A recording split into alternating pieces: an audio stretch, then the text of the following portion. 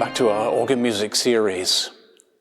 You know, we all get a bit sniffy sometimes about arrangements. They're not real organ music. They're just a matter of convenience.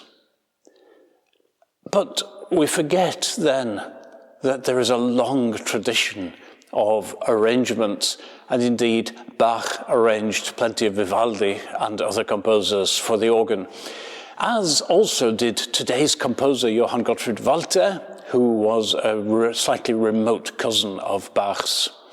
He also arranged music concertos by Vivaldi, Albinoni and others. And they are absolutely wonderful pieces, which deserve to be even better known than they are.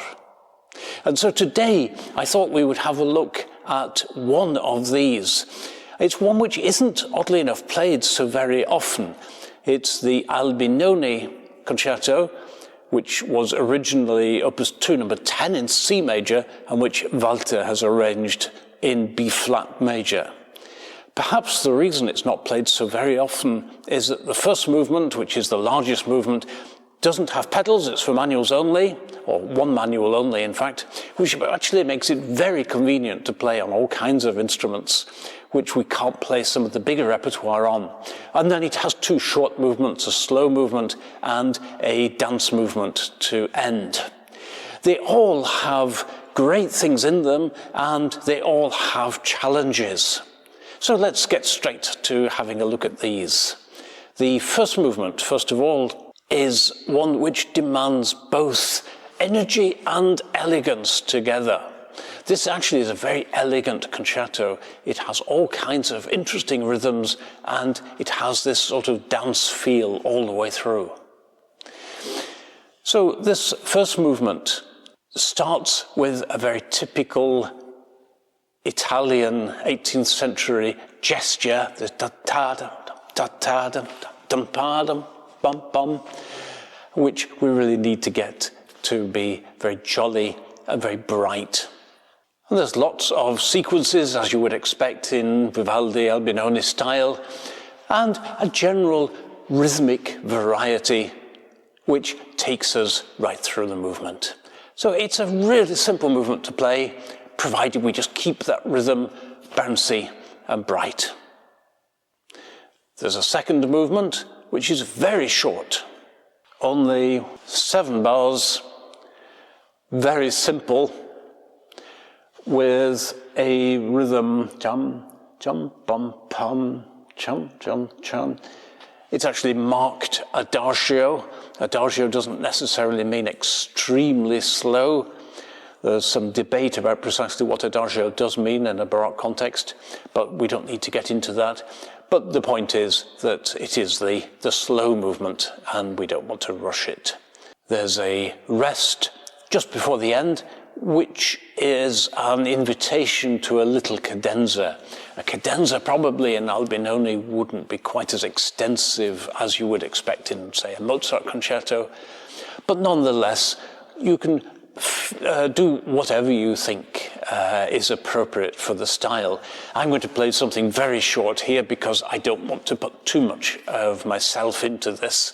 This is more a demonstration of how the concerto runs. So I'll just add a couple of notes only, but you can do more than that. And then the final movement is a little dance, and the thing which distinguishes it the most is the rhythms.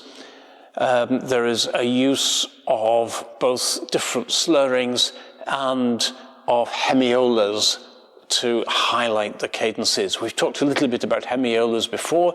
That's when we're in a triple time rhythm and the rhythm is going tia da da da da da da da da da da da da da da tia da da da and so on, with that disruption to the rhythm effectively in 3 blocks of 2 instead of in 2 blocks of 3, just waves a flag and says, right, here is something structural happening, here is a major cadence coming up. So this is an important point in the piece. So we really want to bring out those hemiolas just to stress the point that the composer is making. Other than that, it is, again, a very, very simple, very straightforward movement, just a case of keeping that rhythm bright. Tempo for that is quite debatable.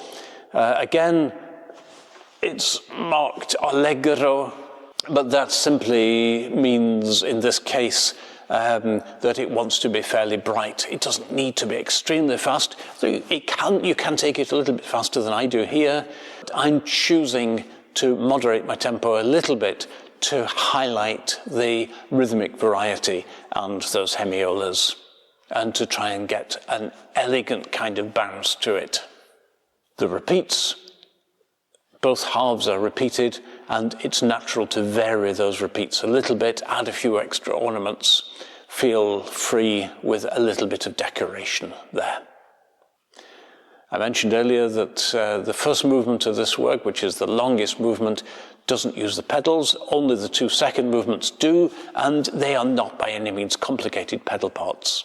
So this is an excellent work to play if, for whatever reason, you want a piece with a simple pedal part. Perhaps the organ that you're playing is a small one-manual organ with just a limited range of pedals.